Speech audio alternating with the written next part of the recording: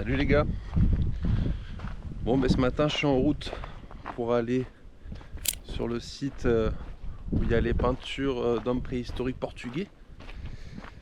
J'en ai pour à peu près 1 heure de marche. Il fait plutôt bon, pas trop chaud. Et j'espère que je vais y arriver sans trop d'embûches. Comme vous voyez, c'est magnifique. On est au milieu des oliviers avec un temps bien dégagé. Il fait pas hyper chaud, je pense dans les 23 degrés. Donc ça cogne pas trop. Hyper agréable. Et donc je vous emmène avec moi.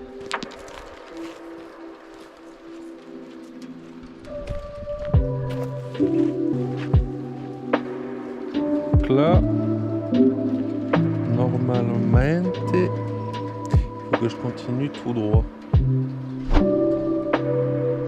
Regardez cette maison,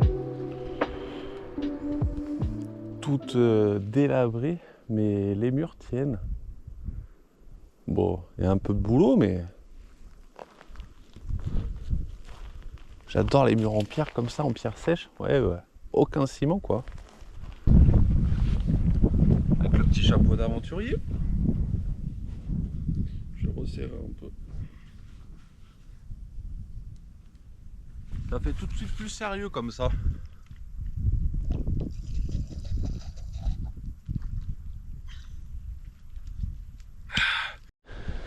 De la broussaille et de la broussaille. Bon, j'ai quand même de la chance. Pour l'instant, je suis pas tombé sur un endroit où il y a eu des feux. Alors peut-être qu'il y en a eu il y a très longtemps. Mais en tout cas, ici, ça n'a pas été touché par les gros incendies. Donc on va continuer. Peut-être que je vais tomber sur des endroits tout brûlés, je sais pas. Allez, on continue. Vous voyez tous ces rochers? Eh ben, c'est pour ça que j'aime le Portugal. C'est pour ces beaux rochers. Et alors j'ai toujours peur de tomber sur des serpents. Mais pour faire ma petite pause, j'adore escalader tous ces rochers.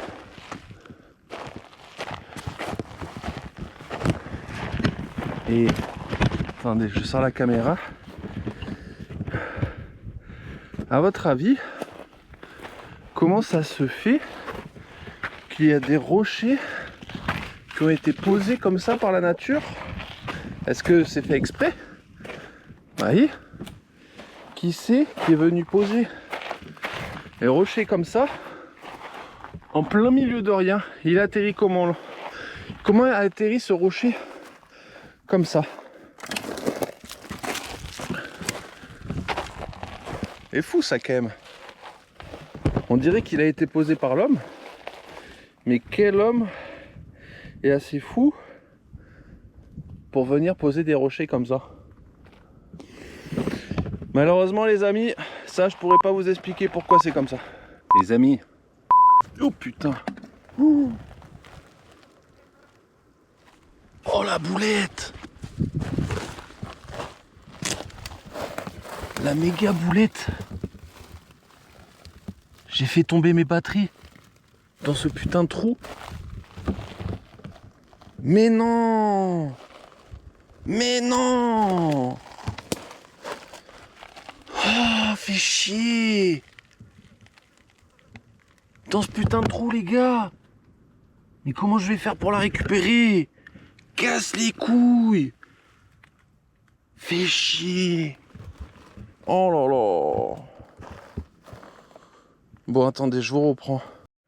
Putain. Elles sont juste là. Le problème c'est que j'ai peur de mettre les doigts dedans quoi. Imagine il y a une bestiole. Il y a une bestiole. Putain, je crois que je la vois. La boîte. Et j'ai pas envie de mettre ma main dedans. Putain, les gars. Pourquoi je l'ai fait tomber là comme ça?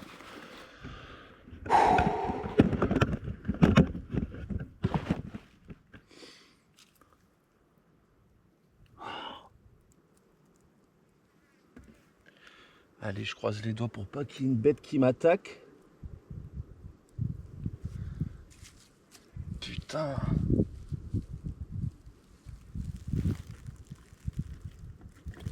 Ah putain. Bon, est-ce qu'il y a toutes les batteries? Oui. Allez, je les mets à l'abri. Et on repart parce que le temps tourne. Et je crois que j'ai même pas fait la moitié du chemin encore. Allez, let's go.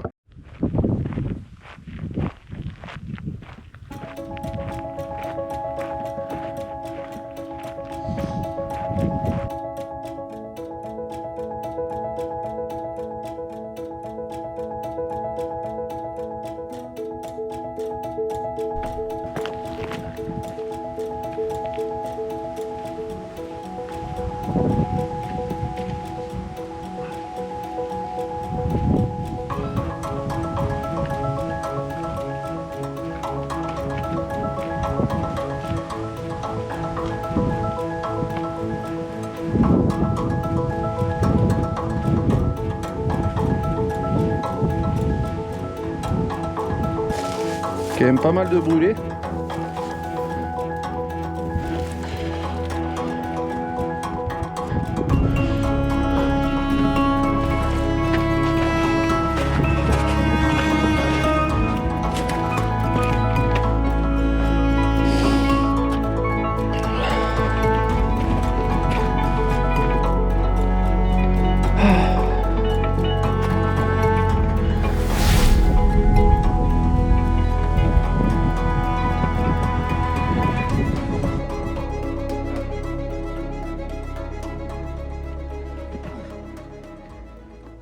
Très chiant.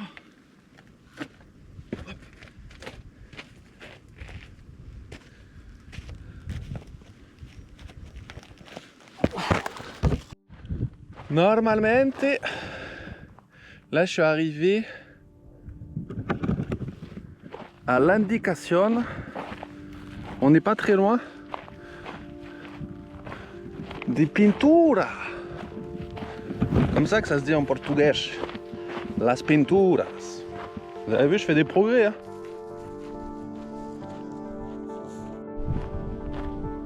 Là, normalement, je suis censé être arrivé. Ah, ok. Bon, mais j'ai trouvé, les amis. On a l'entrée protégée qui est juste ici.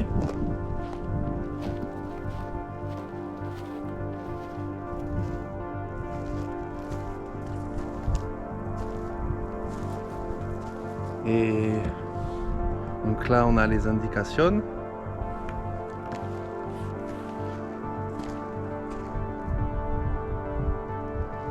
Las indications. Et le problème. Ah si, c'est là. Alors je sais pas si on va bien voir à la caméra. Ok.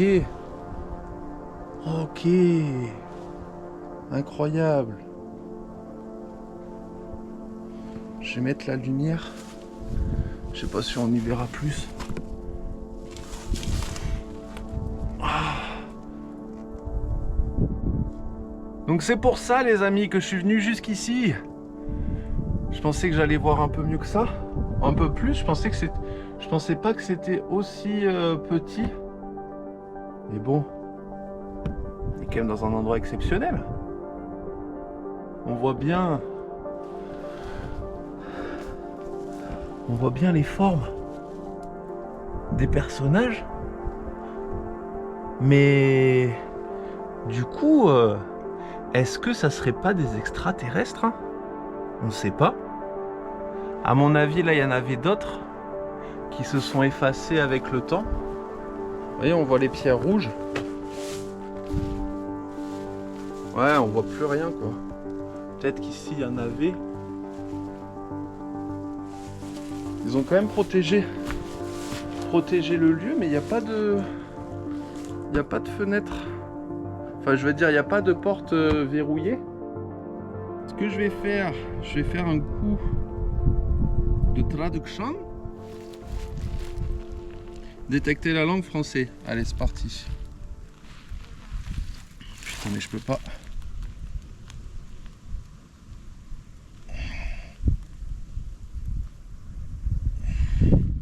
Ce qu'il y a de marqué. Cet endroit abrite certaines des manifestations artistiques les plus expressives de l'homme préhistorique.